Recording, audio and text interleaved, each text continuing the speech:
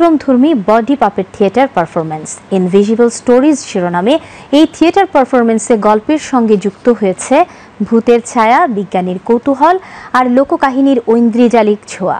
বিস্তারিত সবচান স্মৃতির প্রতিবেদনে।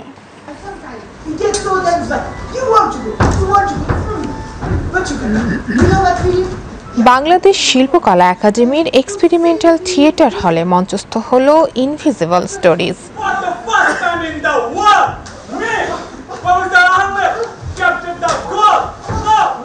নাটকটি নির্দেশনা দিয়েছেন খ্যাতিমান ফরাসি পাপেটিয়ার লরি কানাক।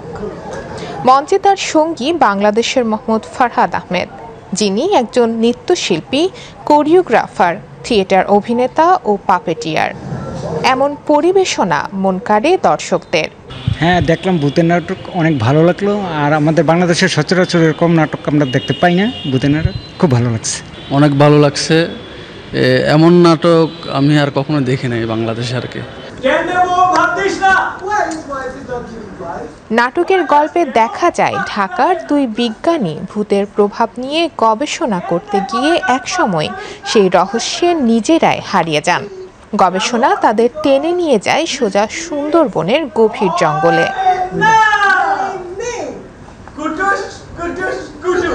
এই নাটক শুধু কল্পনার জগতে নয়, বরং আমাদের সমাজ ও সংস্কৃতির নানা বিশ্বাস, আধ্যাত্মিকতা ও লোকধারা তুলে ধরে।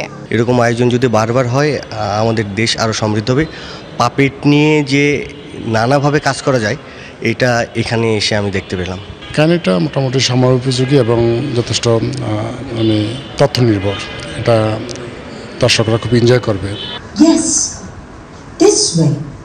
লোককথা আর আধুনিক থিয়েটারের এই অসাধারণ মিশ্রণ শুধু দর্শকদের নয়, বরং সংস্কৃতির মেলবন্ধনেও নতুন মাত্রা যোগ করেছে। শবনাথ স্মৃতি, বিটিভি নিউজ, ঢাকা।